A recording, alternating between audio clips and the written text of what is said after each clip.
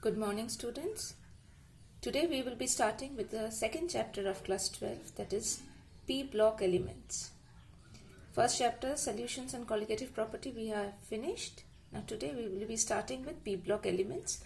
But P block elements, for our convenience as well as to make the thing a bit interesting, we will be going from the last part of the chapter to the first part of the chapter. That is, we will be studying group 18 first, and then gradually we will be going till group 15.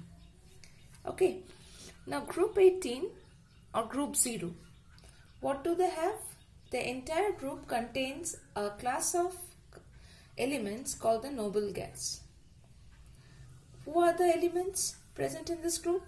The elements are helium, neon, argon, krypton, xenon, radon, having atomic numbers 2, 10, 18, 36, 54 and 86.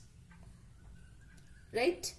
And their general electronic configuration is of the type NS2-NP6, that is the filled shell electronic configuration.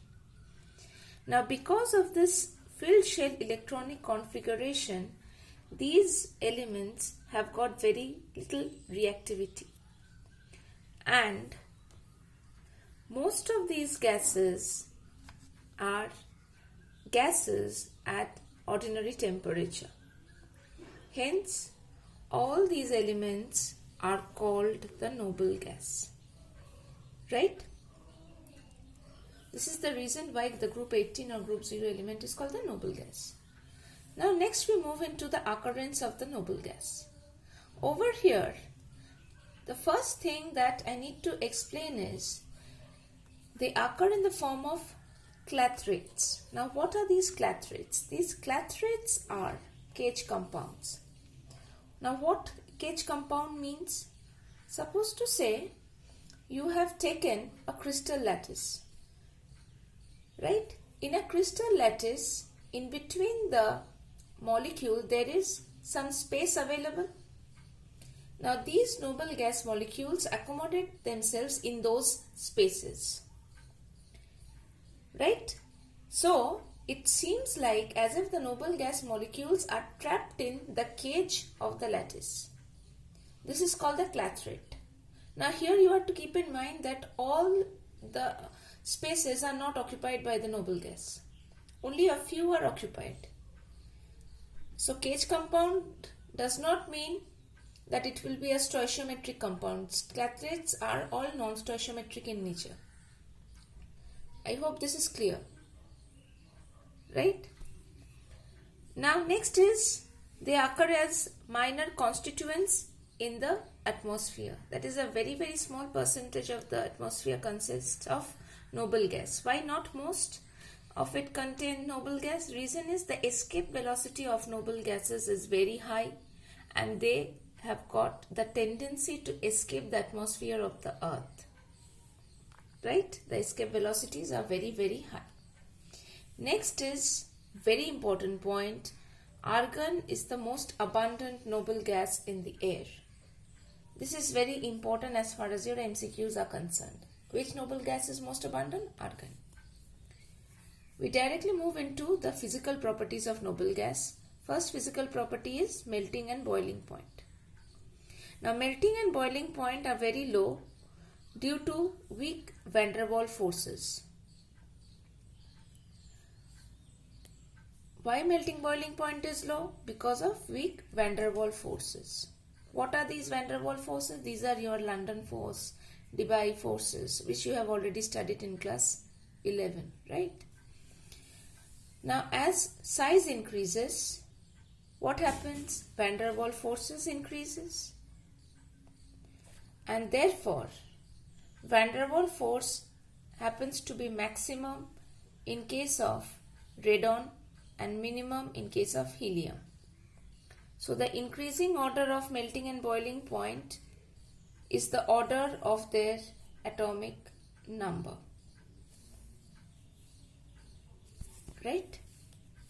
Next is atomic size. Now down the group, the atomic size increases. Why so? Because it is due to the increase in the number of shells. So helium should be least, followed by neon, argon, krypton, xenon, and then radon. Now here you want to keep in mind, among all the noble gases, it is radon which is radioactive. So the chemical properties of radon will be a bit different than the rest of the noble gases. Next, the third physical property is liquefaction. What is liquefaction? Liquefaction is the process to liquefy a gas.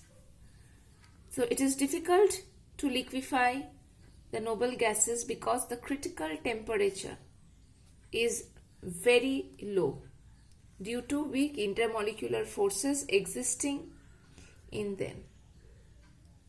What is critical temperature? The temperature at which what happened? The liquid and the vapor phase becomes same, right? Now here, due to this weak intermolecular forces that exist in the noble gases, the ease of liquefaction increases with increase in atomic number.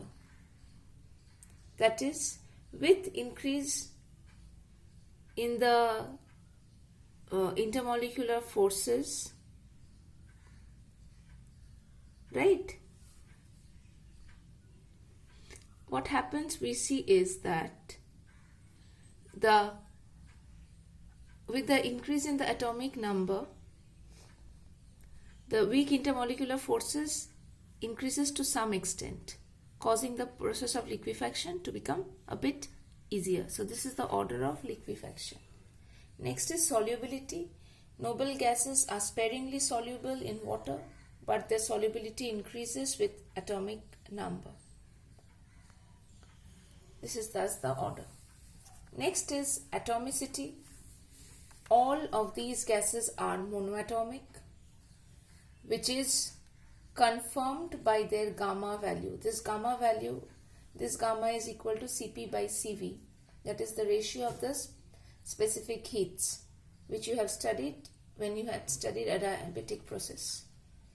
And when this gamma value becomes close to 1.66, it is called to be a monoatomic gas. And then the next point, which is atomicity. After this done, ionization enthalpy and the electron affinity. Due to the stable closed shell configuration, their ionization energy, that is the first ionization energy, is highest in the respective period. And moving down the group, ionization energy decreases. The electron affinity of the noble gas is close to 0. This is quite very obvious. So hence this is the order. And the last one is the diffusing property, which is helium can diffuse through rubber, glass and plastics because of the small atomic size.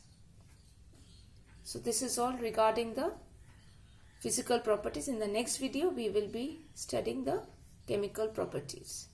Thank you.